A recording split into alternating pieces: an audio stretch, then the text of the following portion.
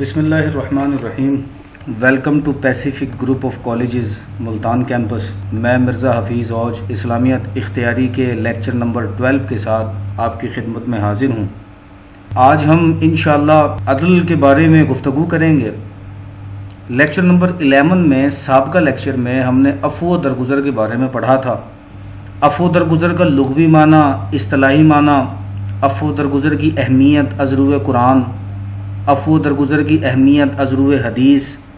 اس کے علاوہ ہم نے نبی کریم صلی اللہ علیہ وآلہ وسلم کے اسوہ حسنہ سے عفو و درگزر کے بارے میں بھی ڈسکس کیا۔ سابقہ لیکچر کی اسائنمنٹ بھی آپ کو دی گئی تھی، مجھے امید ہے کہ وہ اسائنمنٹ بھی آپ نے اچھے انداز سے کمپلیٹ کی ہوگی۔ تو آج ہم اپنے نئے موضوع کا آغاز کریں گے، اور آج ہم جس موضوع کے بارے میں ڈسکس کریں گے میں پہلے بتا چکا کہ وہ عدل کے حوالے سے ہے۔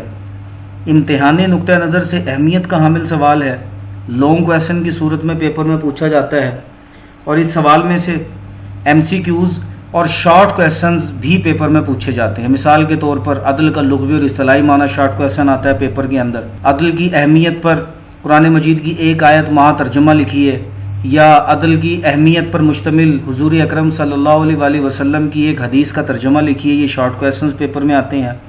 عدل کی اقسام کے بارے میں پوچھا جاتا ہے، اسوہ حسنہ سے حضور اکرم صلی اللہ علیہ وآلہ وسلم کی سیرت کاملہ سے عدل کی ایک آدھ مثال پوچھی جاتی ہے۔ یہ شارٹ کویسچنز مختلف طرز کے اس سوال میں سے پیپر میں پوچھے جاتے ہیں۔ تو چلیے اپنے موضوع کا آغاز کرتے ہیں۔ عدل ظلم کی ضد ہے۔ عربی زبان میں بوجھ کو دو برابر حصوں میں تقسیم کر دینا کہ دونوں بوجھ برابر ہو جائیں، یکساں ہو جائیں، عدل کہلاتا ہے۔ یعنی کوئی چیز ہے ہمارے پاس، اس چیز کو اس انداز سے دو حصوں کے اندر تقسیم کر دینا کہ دونوں برابر ہو جائیں، دونوں یکساں ہو جائیں، یا وزن کے اندر دونوں برابر ہو جائیں، اسے عدل کہا جاتا ہے۔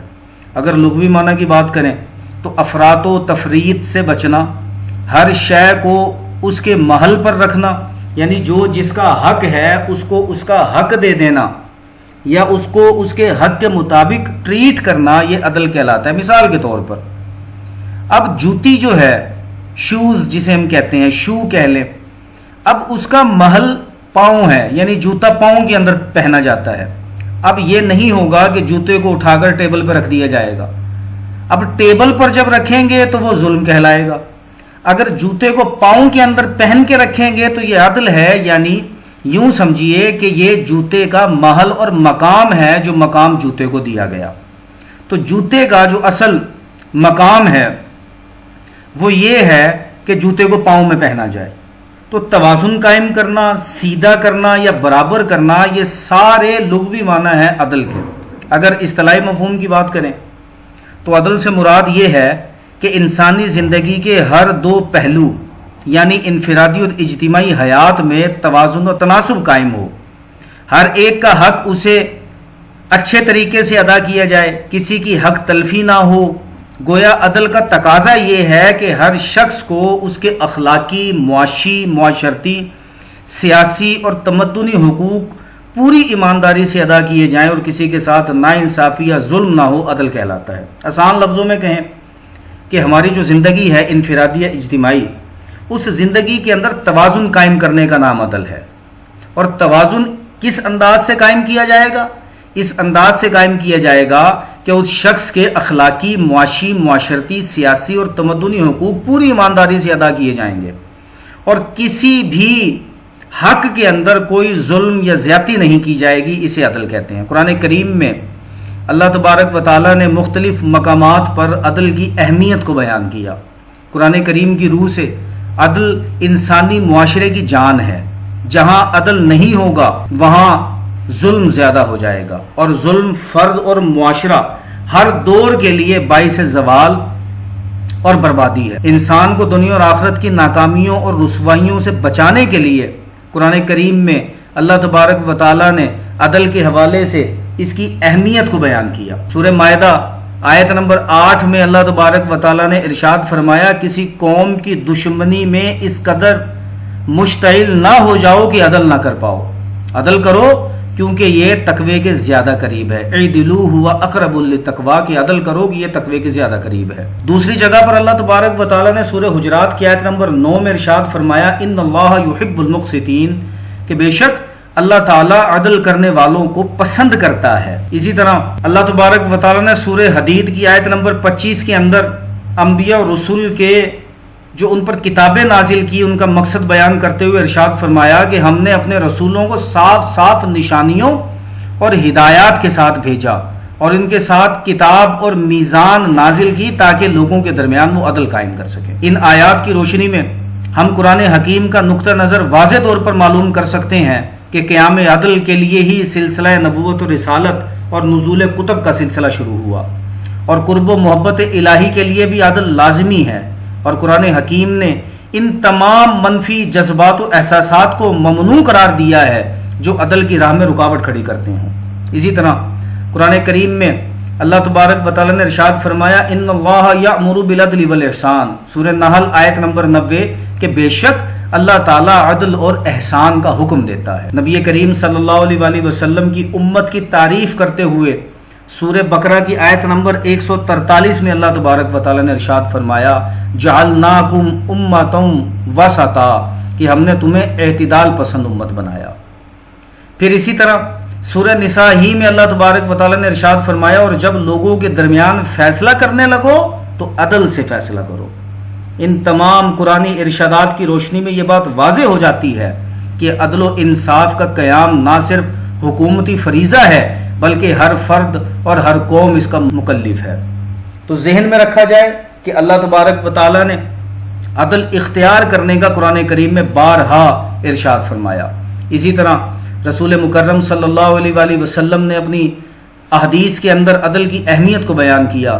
متفق علیہ کی حدیث ہے، صحیح بخاری اور صحیح مسلم دونوں کتابوں کے اندر یہ حدیث موجود ہے کہ نیک اور عادل بادشاہ قیامت کے روز عرش الہی کے سائے کے نیچے ہوگا۔ دوسری حدیث میں رسول مکرم صلی اللہ علیہ وسلم نے ارشاد فرمایا کہ قیامت کے دن وہ لوگ نور کے میناروں پر ہوں گے جو اپنے گھر اور معاملات حکومت میں عدل کرنے والے ہوں گے۔ سنن ابن ماجہ کی حدیث میں حضور اکرم صلی اللہ علیہ وسلم نے ارشاد فرمایا کہ زمین پر ایک حد کا اجرا، اللہ تبارک و تعالیٰ کی جو حدود ہیں اس میں سے ایک حد کا اجرا 40 روز کی عبادت سے افضل ہے۔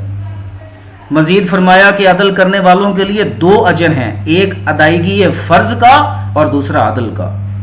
حضور اکرم صلی اللہ علیہ وآلہ وسلم کی ایک اور حدیث ہے جس میں نبی کریم صلی اللہ علیہ وآلہ وسلم نے ارشاد فرمایا کہ مظلوم عادل بادشاہ روزہ دار کی بوقت افطار مانگی ہوئی دعائیں اللہ تبارک و تعالیٰ رد نہیں فرماتا۔ یعنی یہ 3 آدمی ہیں جن کی دعا کو رد نہیں کیا جاتا۔ ایک مظلوم کی دعا کو رد نہیں کیا جاتا جس کے اوپر ظلم و ستم ہو، دوسرا عادل حکمران عادل بادشاہ اس کی دعا کو رد نہیں کیا جاتا، اور تیسرے نمبر پر جو روزے دار ہے اور افطار کے وقت جو دعا کرتا ہے اللہ تبارک و تعالیٰ ان تینوں آدمیوں کی دعا کو رد نہیں فرماتا۔ امام عادل قیامت کے روز اللہ کے نزدیک زیادہ محبوب اور میرے زیادہ قریب ہوگا، اور بے انصاف و بے رحم حاکم اللہ کا مغضوب اور مجھ سے دور ہوگا۔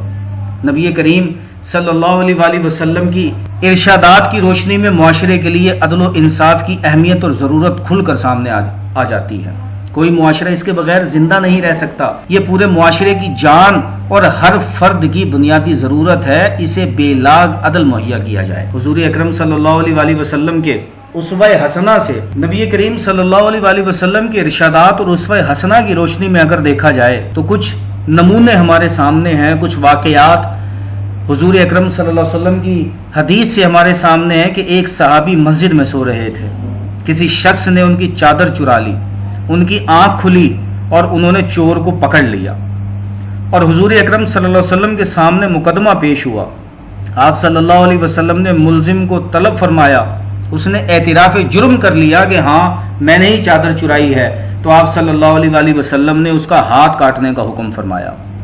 تو اس صحابی نے کہا کہ اللہ کے رسول صلی اللہ علیہ وسلم میں نے اسے معاف کر دیا۔ آپ صلی اللہ علیہ وسلم نے فرمایا پہلے کیوں نہ معاف کیا، اب سزا مل کر رہے گی۔ اسی طرح بڑی مشہور ایک روایت ہے کہ بنو مخزوم کی فاطمہ نامی ایک عورت پر چوری کا الزام لگا اور وہ پکڑی گئی۔ آپ صلی اللہ علیہ وآلہ وسلم نے اس کے ہاتھ کاٹنے کا حکم دیا، اس پر چوری ثابت ہو گئی، آپ صلی اللہ علیہ وسلم نے اس کا ہاتھ کاٹنے کا حکم دیا، آپ صلی اللہ علیہ وسلم کے نہایت ہی عزیز اور پیارے صحابی حضرت اسامہ بن زید نے ملزمہ کی سفارش کی تو آپ صلی اللہ علیہ وآلہ وسلم سخت ناراض ہوئے اور فرمایا کہ اگر میری بیٹی فاطمہ بھی چوری کرتی تو میں اس کے بھی ہاتھ کٹوا دیتا، اور پھر فرمایا کہ اگر کسی شخص کی جان مال عزت کو میری وجہ سے صدمہ پہنچا ہو تو وہ مجھ سے بدلہ لے سکتا ہے۔ یعنی آپ صلی اللہ علیہ وآلہ وسلم خود کو تمام تر اخلاقی رفعتوں کے باوجود قانون کی عدالت میں پیش کر رہے ہیں۔ اسی طرح خلافت راشدہ کے دور کو اگر دیکھا جائے تو عدل و انصاف کا سنہری دور کہلاتا ہے، اور بے مثال نظائر سامنے آتے ہیں جس کی تاریخ عالم میں مثال نہیں ملتی۔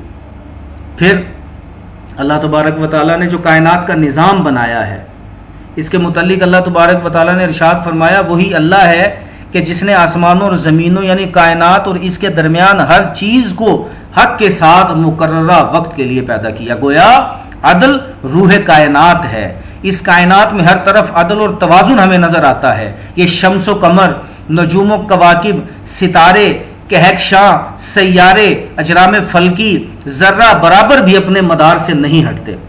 اگر یہ ساری کی ساری چیزیں اپنے مدار سے ہٹ جائے تو کرۂ ارض تباہ ہو جائے۔ موسموں کا مقررہ وقت پر آنا جانا، فصلوں اور پھلوں کا مقررہ وقت پر پکنا، چاند اور سورج کا طلوع ہونا اور غروب ہونا، بارشوں اور ہوا کا مقرر وقت پر چلنا، ہر جاندار کی مقررہ انداز سے پیدائش اور پرورش کا ہونا، یہ سب کچھ نظام کائنات کے عدل کا اظہار ہے۔ یہ سارا کا سارا نظام اللہ تبارک و تعالیٰ نے جو بنا رکھا ہے یہ عدل کے ساتھ چلتا ہے۔ پھر اسی طرح انسانی جسم کی مثال کو دیکھیے کہ تخلیق میں عدل کے لیے ایک اہم اور قریبی مثال انسانی جسم کی ہے۔ ہمارے جسم کا تمام اندرونی و بیرونی نظام عدل پر مبنی ہے۔ اگر اعضائے بدن اپنے دائرہ عمل میں اعتدال اور توازن کے ساتھ اپنے اپنے فرائض انجام نہ دے سکے تو کیسی کیسی تکالیف میں انسان مبتلا ہو جاتا ہے۔ بالکل اسی طرح جب معاشرے میں عدل و انصاف نہ ہوگا تو پورا معاشرہ ظلم سے بھر جائے گا، مصائب و آلام اور دکھ ہی دکھ ہوں گے۔ تو یہ ساری کی ساری باتیں یہ عدل کی اہمیت کو بیان کرتی ہیں۔ اور اگر مزید دیکھا جائے تو مختلف شعبہ ہے زندگی میں عدل کیسے وجود میں آتا ہے۔ اور فریقین کے درمیان عدل کی اگر بات کریں، اگر کبھی کسی کو کسی تنازع میں منصف بنا دیا جائے یا فریقین کے درمیان فیصلہ کرنے کے لیے کہا جائے تو عدل کا پہلو ہمیشہ سامنے رہنا چاہیے۔ اللہ تبارک و تعالیٰ نے قرآن کریم کی سورہ نساء کی آیت نمبر 58 میں ارشاد فرمایا اور جب لوگوں کے درمیان فیصلہ کرنے لگو تو انصاف سے کرو۔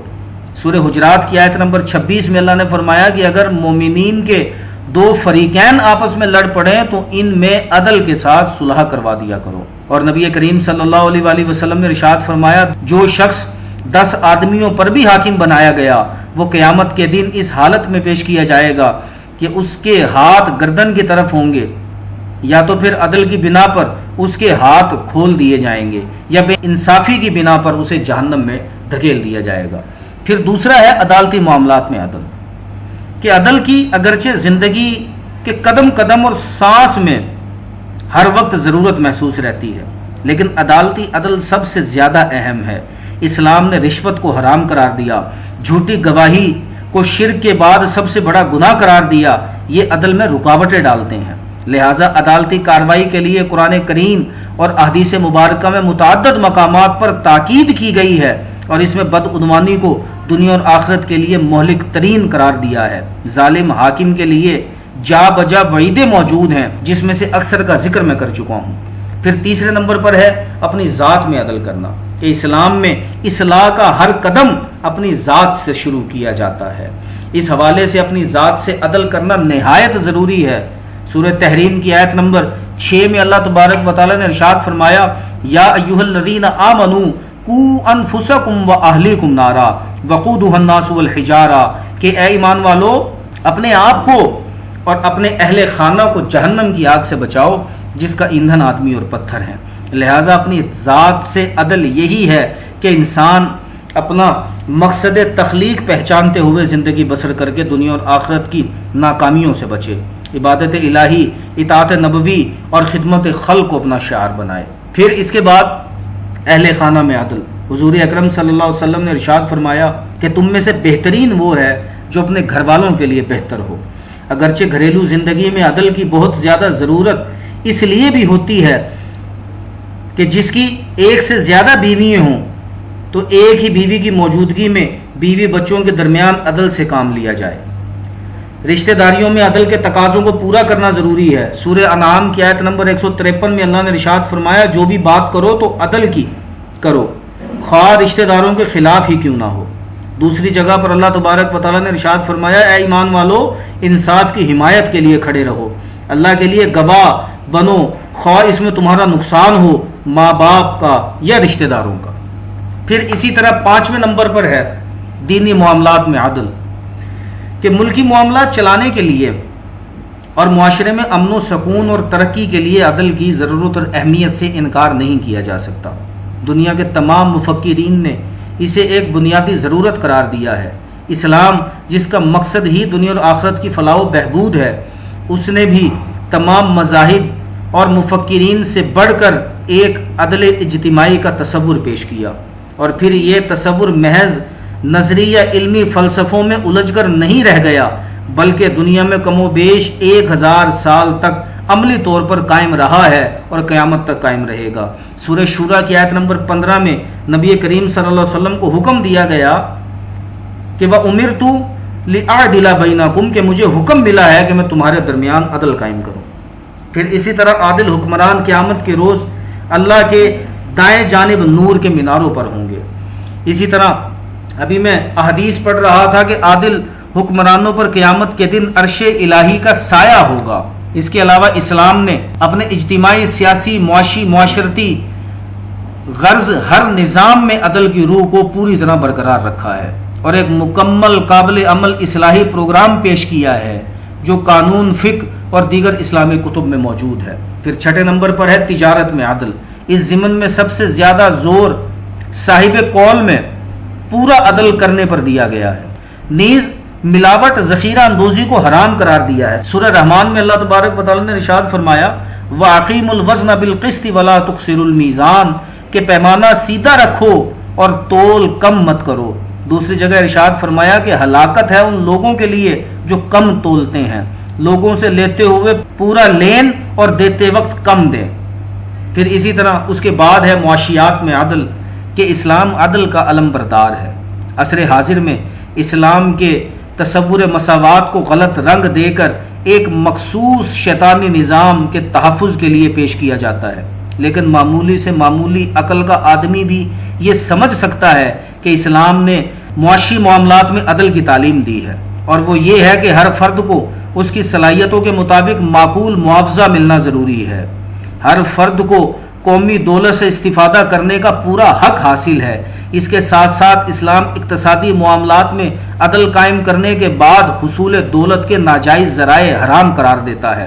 اسلام ارتکاز دولت یعنی دولت کو بہت زیادہ جمع کرنے کے خلاف ہے، اور ایک ایسا اقتصادی فطری نظام پیش کرتا ہے جس میں معاشرے کا کوئی فرد بھی خود ایک لباس، پوشاک، تعلیم، علاج، نکاح اور ذہنی سکون جیسی بنیادی ضروریات سے محروم نہیں رہتا۔ پھر 8ویں نمبر پر ہے دشمنوں کے درمیان عدل، کہ اسلام دنیا کا وہ واحد دین ہے جو کہ دشمنوں کے ساتھ بھی عدل و انصاف کا حکم دیتا ہے، بلکہ اس کی عملی مثالیں نبی کریم صلی اللہ علیہ وآلہ وسلم کے دور مبارک میں اور خلافت راشدہ میں موجود ہیں۔ ہندو مت، یہودیت، عیسائیت، بدھ مت، زرتشت ہو یا دور جدید کے وحشی مغربی تہذیب ہو یا پھر خود ساختہ ترقی پسند دہریت ہو، تمام نظام افراد و تفرید کا شکار ہیں۔ انسانوں کے درمیان چیتے اور بھیڑیے کا سا رشتہ استوار کرتے ہیں۔ یہ تمام لوگ اسلامی دشمن ہیں، لیکن ان کا مطالعہ کرنے کے بعد بخوبی بندے کو اندازہ ہو جاتا ہے کہ اسلام نے دشمنوں کے درمیان بھی عدل کو روا رکھنے کا کہا۔ بدر کے قیدی ہوں یا فتح مکہ کے بعد دشمنان رسول اور دشمنان اسلام ہوں، سب کے ساتھ عادلانہ بلکہ عدل سے بڑھ کر احسان کا سا برتاؤ اسی پیغمبر اسلام کا شیوا ہے جس پر اہل یورپ اپنی درندگی چھاپنے کے لیے آئے دن طرح طرح کے معاذ اللہ الزامات لگاتے ہیں۔ مختصر یہ کہ اسلام نے ہر زندگی کے پہلو میں عدل و انصاف قائم کرنے کا حکم دیا ہے۔ اس سوال کو سننے کے بعد یہ کچھ شارٹ کویشچن کی صورت میں اسائنمنٹ میں آپ کو دے رہا ہوں، اسے اپنے پاس ضرور مکمل کیجئے گا۔ سوال نمبر 1 ہے کہ اپنی ذات میں عدل سے کیا مراد ہے۔ سوال نمبر 2 ہے کہ نبی کریم صلی اللہ علیہ وسلم کی سیرت سے عدل کی ایک مثال تحریر کریں۔ پھر سوال نمبر 3 ہے کہ مختلف شعبہ زندگی میں عدل کی کیا اہمیت ہے۔ سوال نمبر 4 ہے کہ عدل کے عنوان پر ایک قرآنی آیت ماہ ترجمہ لکھیں، اور سوال نمبر 5 ہے کہ عدل کا لغوی اور اصطلاحی معنی تحریر کریں۔ ان میں سے سوال نمبر 1 اور سوال نمبر 2 اور سوال نمبر 4 اور 5 یہ امتحانی نقطہ نظر سے اہم سوال ہیں، ان کو اپنے پاس نوٹ ڈاؤن بھی کریں اور ان کو اچھے طریقے سے تیار کریں اور اسائنمنٹ کالج میں بھیجیں۔ اگلے لیکچر تک کے لیے مرزا حفیظ اوج کو اجازت دیجیے، اپنا خیال رکھیے گا۔ اللہ حافظ، السلام علیکم۔